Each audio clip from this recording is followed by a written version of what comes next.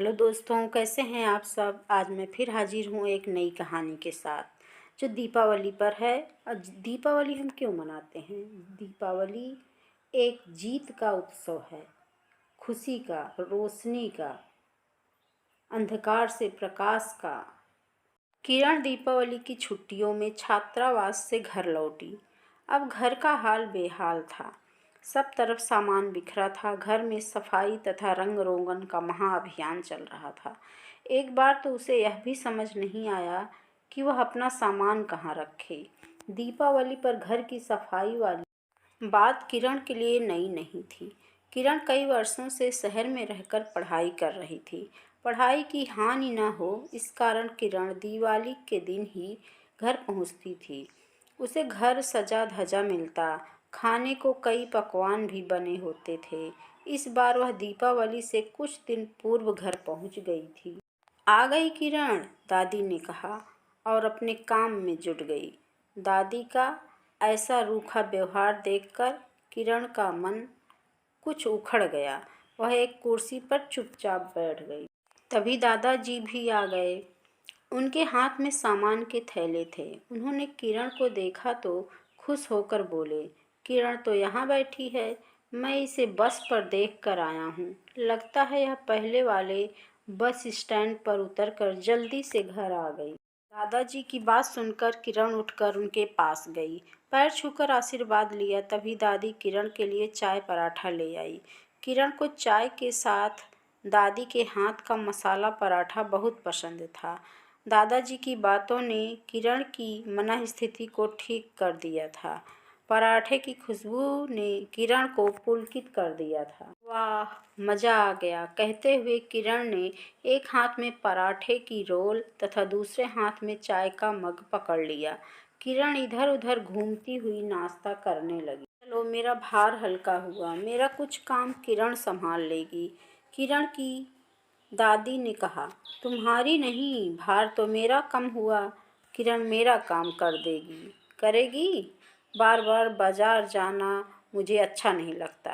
किरण, मैंने तेरी दादी को कितनी बार समझाया कि एक बार में सारे सामान बता दिया करो, मगर इसकी समझ में यह बात आती ही नहीं।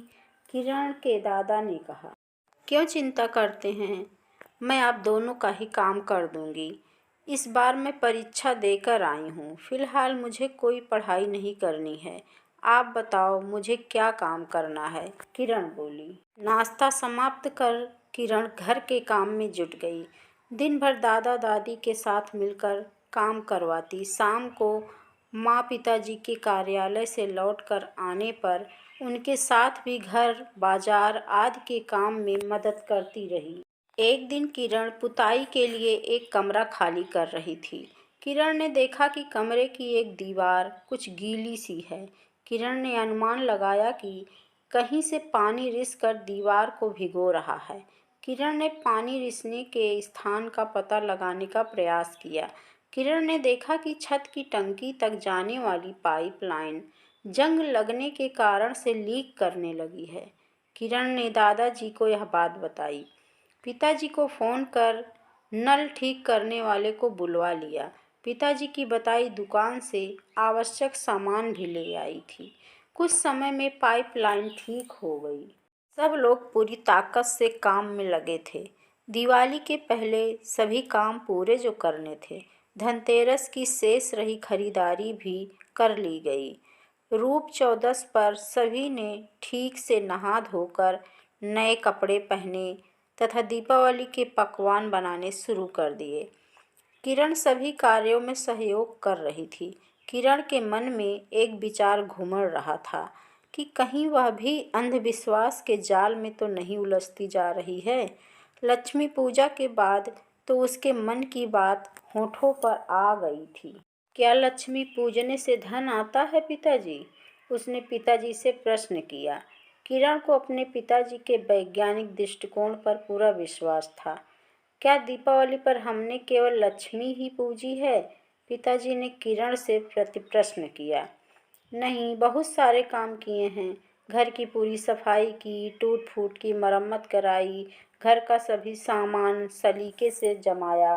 किरण, मनोवैज्ञानिक कहते हैं कि जिंदगी को सही रूप से जीने के लिए ज़रूरी है कि जीवन में उल्लास बना रहे, जीने की इच्छा बनी रहे।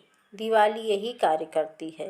बिना किसी आदेश या दबाव के सभी लोग दिवाली के पूर्व काम करने में जुट जाते हैं। इससे घर, व्यवसाय आदि सभी व्यवस्थित हो जाते हैं। इसका लाभ तो मिलता ही है, किरण के पिताजी ने कहा। यह बात तो है, किरण बोली। भारत कृषि प्रधान देश है। दीपावली पर किसान फसल काट कर लाते हैं।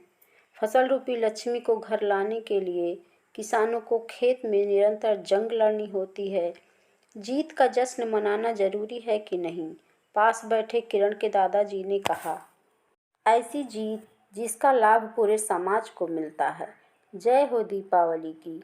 इस बात पर मुंह मीठा हो जाए, किरण बोली तथा सामने रखी थाली में बेसन की चक्की का एक टुकड़ा मुंह में रख लिया। दोस्तों, आपको यह कहानी कैसी लगी कमेंट में अवश्य लिखें और हमारे चैनल को लाइक एंड सब्सक्राइब करें, जिससे ऐसी ही अच्छी अच्छी नई नई कहानियाँ सुनने को मिलती रहें। धन्यवाद।